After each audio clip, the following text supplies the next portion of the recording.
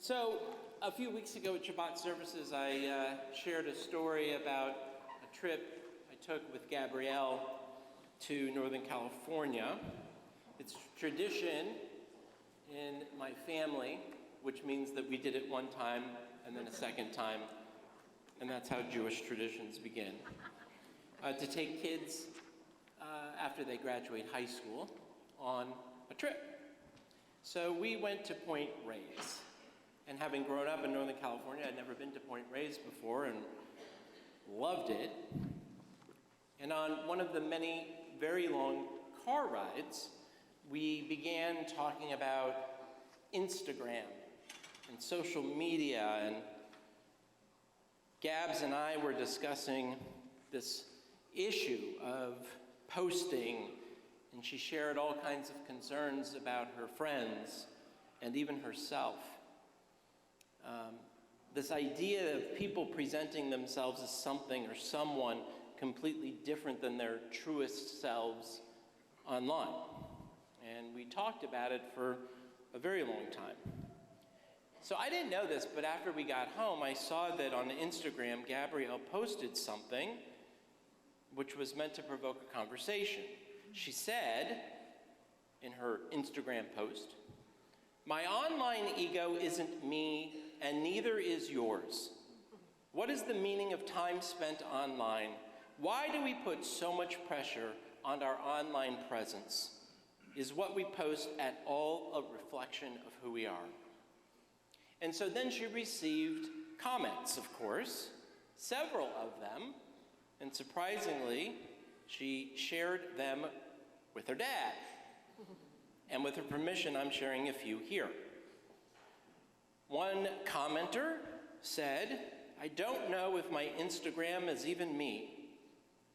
Another wrote, "The other day I was looking through my social media and thought, wow, I was so happy at the time or that time that I posted that, and then realized that was a terrible time in my life. I literally tricked myself into thinking I was living a better life than I was.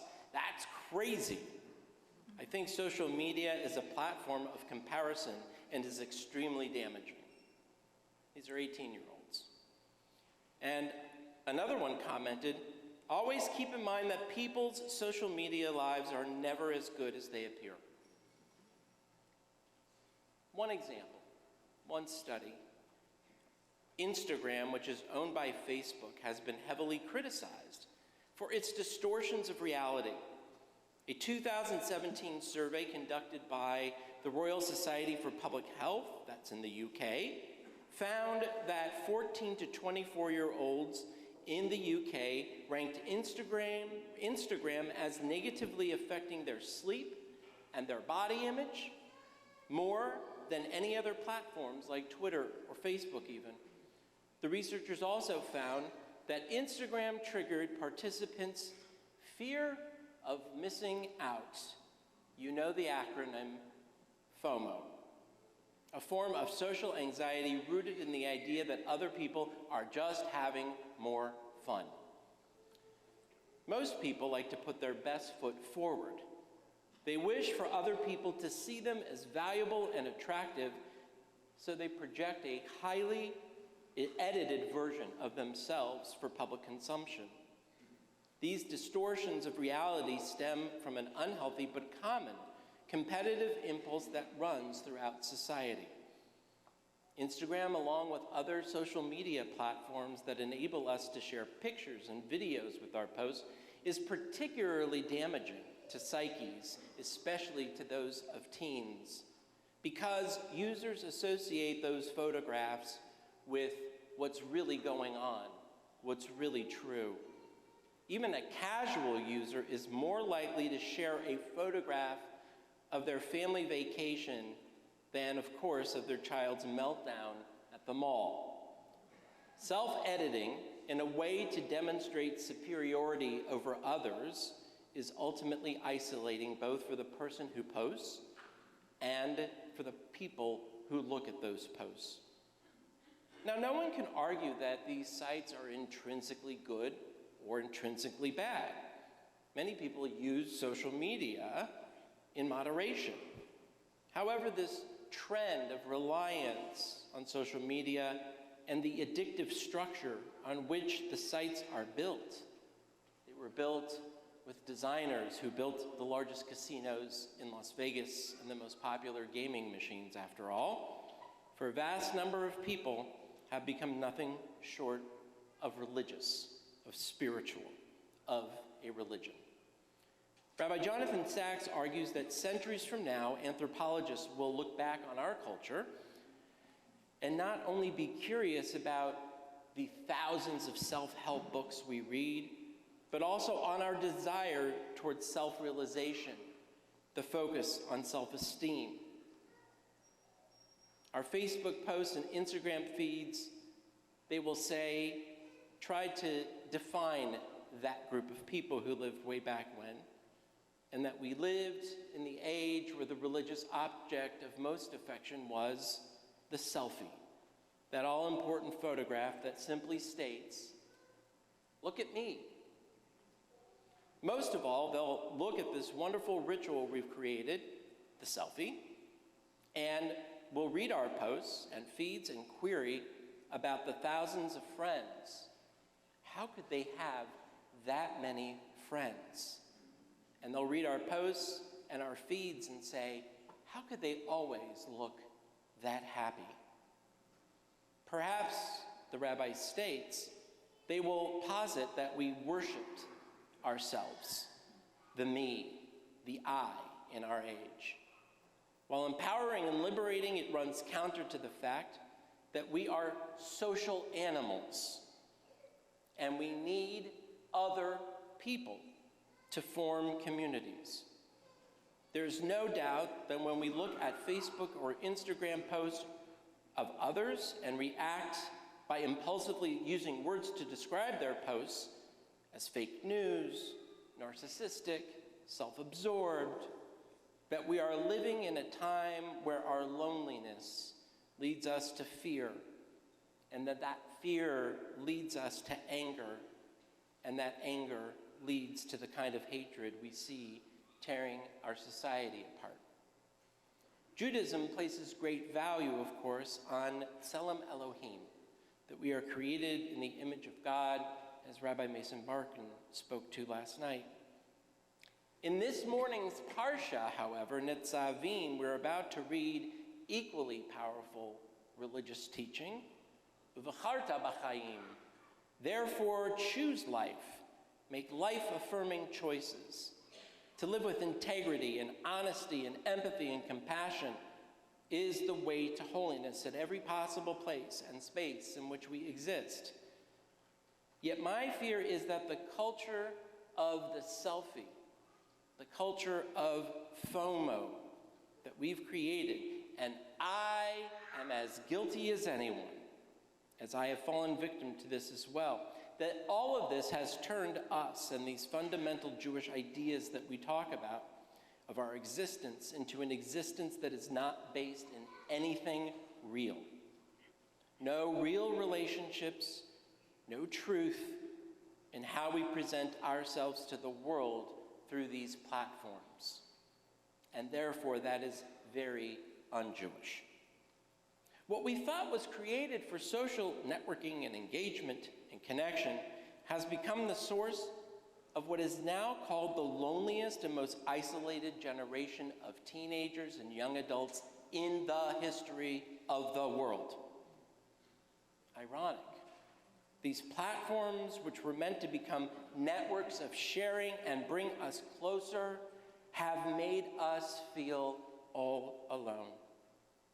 And they have also divided us into tribes where in order for me to be right, you have to be wrong. And I will shame you in front of the world using social media. And I will make sure your video of the one stupid thing that you said in the millions of hours of your life gets shared virally. Facebook shares, Instagram selfies, and senseless tweets have made us more anxious, more toxic, more exhausted, more resentful, and less connected from one another than ever before. So if we're created Tselem Elohim, and we're supposed to choose life, then perhaps the images we use of ourselves, our family, and our friends can consciously or unconsciously depict a self that is fundamentally not real, inauthentic. Then there's many questions I believe we need to ask ourselves. I've spent a great deal of time thinking about this, not only with Gabs, but in the days since our trip together, and with friends, and through reading, seeking what the truth is of Facebook and its culture in which we live. And I am left with many more questions than answers, equally concerned that the names Sandberg, and Zuckerberg are Jewish names. What happens when an entire culture is centered on worshiping ourselves and how we appear to others, on the fear of missing out and the desire to make ourselves into something that we're not? I fear that all that's left is an unconscious universe of impersonal forces that does not care if we exist. And the people who own these companies have simply turned us into algorithms to sell more stuff. I worry that all that's left in a world of Facebook and Twitter and Instagram and viral videos in which anyone can pass judgment on anyone without regard to facts or regard to truth or reflective moral judgment, I am afraid that we have created a culture without a sense of what is holy and real, where empathy can exist. And that is, therefore, a world where God cannot exist. Those who prosper and thrive in this kind of culture are people without shame. Look at who is powerful in our world today. They are people without shame.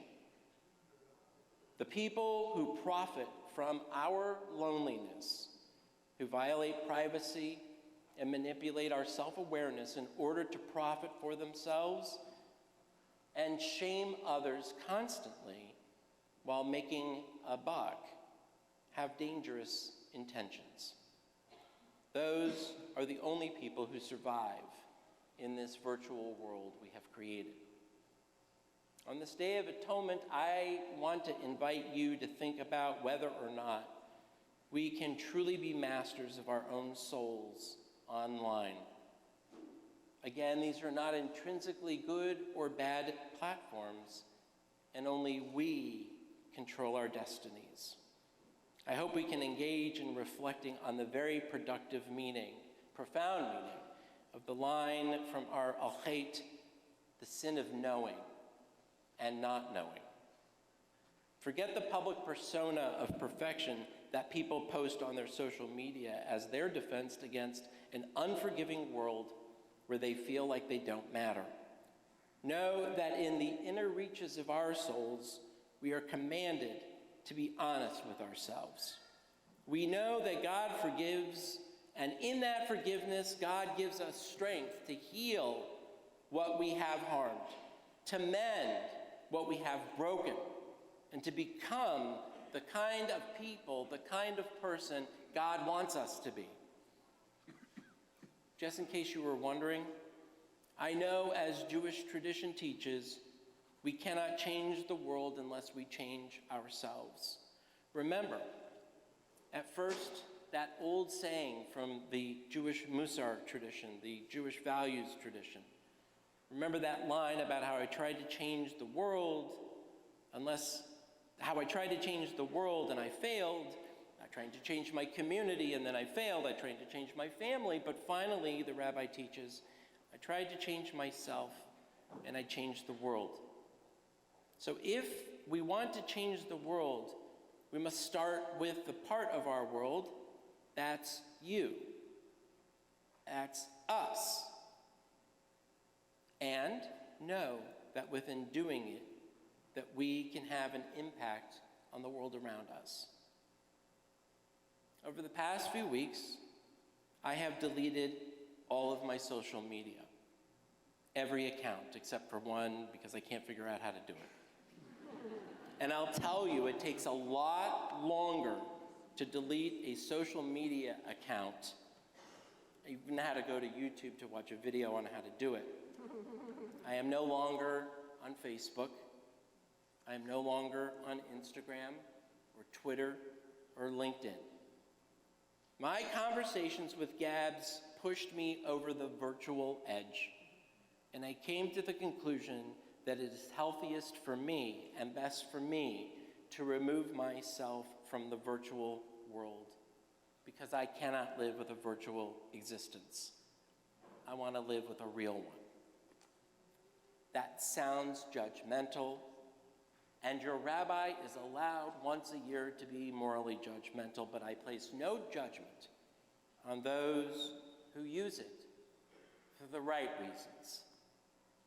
But maybe you'll consider trying it out for a day, for a week, for a few weeks.